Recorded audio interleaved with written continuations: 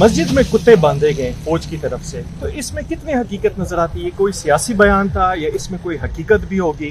اس کے اوپر ڈائریکٹ تحقیقات ہونی چاہیے کہ کیا یہ بات سچ ہے یا سچ نہیں ہے۔ اگر سچ ہے تو باقاعدہ جن لوگوں نے یہ کام انجام دیا ہے ان کی سرزنش ہونی چاہیے کہ کیوں انہوں نے ایسے کیا ہے۔ عام طور پر دنیا میں دیکھا گیا ہے کہ پاکستان میں بھی ہر جگہ کچھ سدائے ہوئے کتے ہوتے ہیں، جب یہ چیزوں کو دیکھنے جاتے ہیں، کچھ چیزوں کو بھی کوئی اس میں کوئی منشیات تو نہیں ہے یا کیا اسے کہتے ہیں کہ یہ بارود وغیرہ تو نہیں ہے، تو کتوں کے ذریعے بھی استفادہ کیا جاتا ہے دنیا کے اندر۔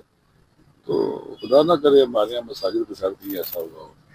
بہرحال مجھے چونکہ اس بارے میں دقیق پتہ نہیں ہے، میں کلی بات کرتا ہوں۔ اگر کسی اجتماعی بات کریں اگر کہ مطلب یہ کوئی سیاسی بیان ہو سکتا ہے یا اس میں نہیں، اس حقیقت میں آپ کو دیکھیں ایز عالم دین کوئی ہضم مطلب کر نہیں سکتا؟ دیکھیں نا، میں یہ کہہ رہا ہوں نا کہ عقلمند آدمی ہے، سمجھدار آدمی ہے، وزیر رہ چکا ہوا ہے، ایک سیاسی آدمی ہے، اسٹوڈنٹ سیاست کے اندر رہا ہوا ہے، تو جب اس طرح کی اس نے بات کی ہے تو میں نے تحقیقات ہونی چاہیے، ریسرچ ہونی چاہیے، ایویڈنس ڈھونڈنا چاہیے کہ ایسے ہوا ہے۔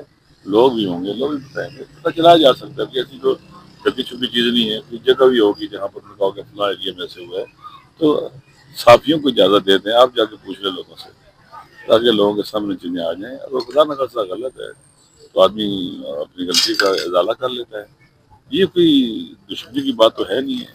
دیکھیے غلطیاں تو ہر جگہ ہو رہی ہیں نا، راجی صاحب ایک مجھے بتائیں نا، غلطیاں تو ہر جگہ ہو رہی ہیں۔ بندے مارنا سب سے بڑا جرم ہے، ان بے گناہوں کو قتل کرنا سب سے بڑا جرم ہے۔ قرآن کہتا ہے کہ ایک بے گناہ انسان کا قتل تمام انسانوں کا قتل ہے۔ انسان کے قتل سے بڑا جرم کوئی نہیں ہے، ٹھیک ہے، عام طور پر۔ تو آپ دیکھیں کہ اب یہ کام بھی تو ہو رہے ہیں نا، یہ نہیں ہو رہے ہیں۔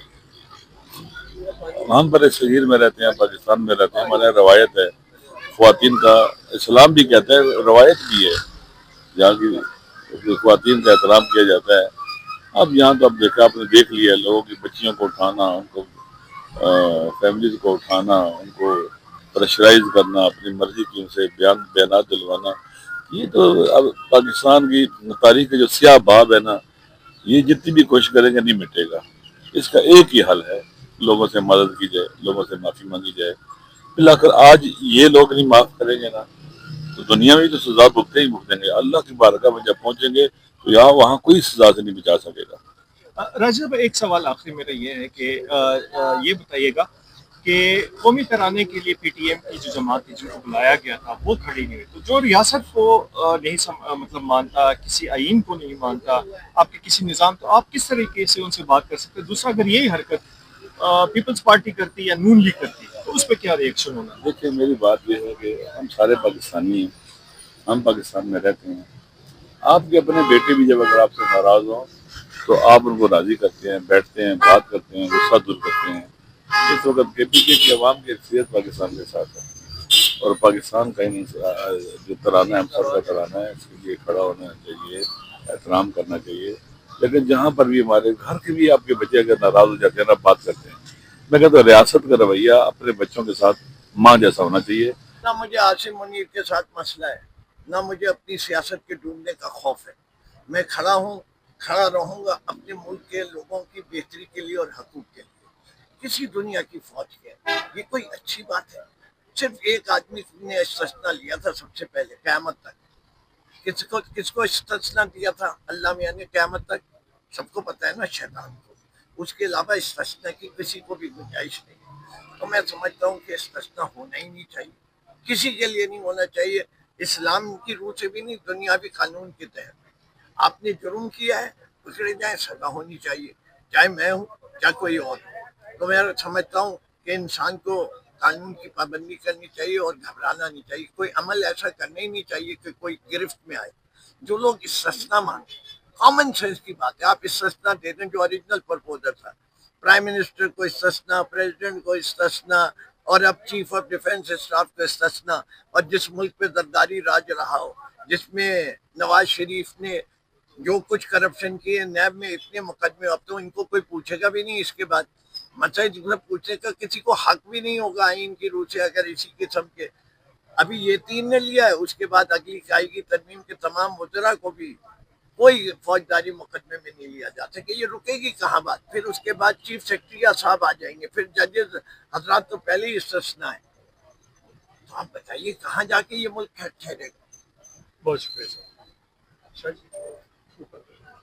اچھا شاہ جی یہ بتائیے پیپلز پارٹی جو خود کو آئین کا موجد سمجھتی ہے انہوں نے خود ہی اس آئین کا جو حال کر دیا ہے, اس پر کیا کہیں گے؟ بات یہ جس طرح میں اپنے عمل کا جواب دوں اپنے رب کے سامنے, یہ بھی جواب دیں عوام کے سامنے. تب تک خیر منائیں گے. ویسے ہی ایک صوبے میں بھی سکڑ کے رہ گئے, اور اس صوبے میں بھی طرح اگر صحیح فیئر اینڈ فری الیکشن کرائیں تو یہاں وہاں سے بھی فارغ ہو جائیں. کرتے رہے. دیکھیے ایک ہی چیز ہے سیاسی جماعتوں کے لیے, عوامی عدالت.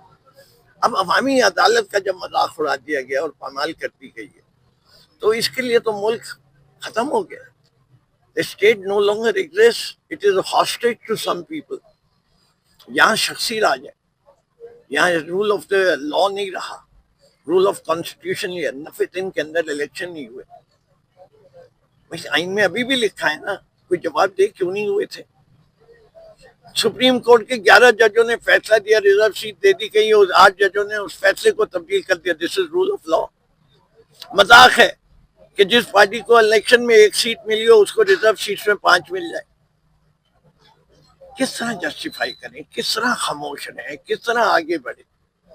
Negotiation is the only way. لوگوں کو اپنے ایگوز کو پیچھے رکھنا پڑے گا. پاکستان ترقی نہیں کر سکتا جب تک پاکستان کے اندر امن نہیں آئے گا, اور جب تک پولیٹیکل پیس نہیں ہوگی امن بھی نہیں آئے گا. یہ جو ضد پکڑی ہوئی ہے کہ بات نہیں کریں گے پاکستان کی سب سے بڑی جماعت سے, اس سے ملک کو نقصان ہو رہا ہے اور کسی کو نہیں ہو رہا. میں ایک دفعہ پھر جو بھی صاحب اقتدار میں انہیں برا لگتا ہے کہ انہیں صاحب اقتدار کہا جائے, کیونکہ وہ ہر چیز چلاتے ہیں, لیکن اگر کہہ دوں گا تو برا لگتا ہے. میں کوئی بہت ہی مؤدبانہ طریقے سے گزارش کر رہا ہوں. یہ میرے ملک کا معاملہ ہے, یہ میرے دیش کا معاملہ ہے, یہ میرے غریبوں کا معاملہ ہے, یہ میرے بے روزگار لوگوں کا معاملہ ہے, یہ میرے نوجوانوں کا معاملہ ہے, یہ پاکستان کا معاملہ ہے. اپنے آپ کو پاکستان سے بڑا سر مت یہ سمجھو. پاکستان پچھلے 2.5-3 سالوں سے جس بحران سے گزر رہے, سیاسی عدم استحکام ہے, معیشت تباہ ہو چکی ہے, دہشت گردی پاکستان میں دن بدن بڑھتی جا رہی ہے. سر کس طرح اس مسئلے سے پاکستان کو باہر نکالنا ہوگا؟ آپ پاکستان تحریک انصاف کے سینئر رہنماؤں میں آپ کا شمار ہوتا ہے, سینئر سیاستدان ہیں, آپ کیا کہیں گے اس حوالے سے؟ یہ دیکھیں بات یہ ہے, حق اور سچ کے فیصلے کرو, میرٹ پہ فیصلے کرو, ملک کی بہتری کے لیے فیصلے کرو, عوام کے نمائندوں کے ذریعے فیصلہ کرو, ٹھوسی بھی حکومتوں کے ذریعے نہیں کرو. بٹھائے ہوئے لوگ نہیں کر سکتے یہ فیصلے, جو ڈکٹیشن لیتے ہیں وہ نہیں فیصلے کر سکتے. یہ مسئلہ بڑا گمبھیر ہے. دیکھیں پاکستان کی سیاست کے ساتھ ایک بڑا جرم ہوا ہے. وہ کالا انگریز تو چلا گیا, نہیں گورا انگریز چلا گیا, ٹھیک ہے نا, آپ نے پکڑا نہیں, گورا انگریز چلا گیا, لیکن اس نے اپنے نمائندے چھوڑ گیا. وہ جنرل قائد اعظم نے پہچان لیا تھا, اسی لیے کیا کہا تھا کہ army has got nothing to do with government, running the affairs of the public. Quaid Azam جنہیں ملک کا خواب, ملک کو بنایا, اور انہیں پتا تھا انہیں ٹی وی, انہیں یہ بھی پتا تھا انہیں زیادہ دن زندہ نہیں رہنے. اس وقت وہ قوم کو کہہ کے چلے گئے کہ ہوشیار, باخبر رہنا, فوج سے دور رہنا.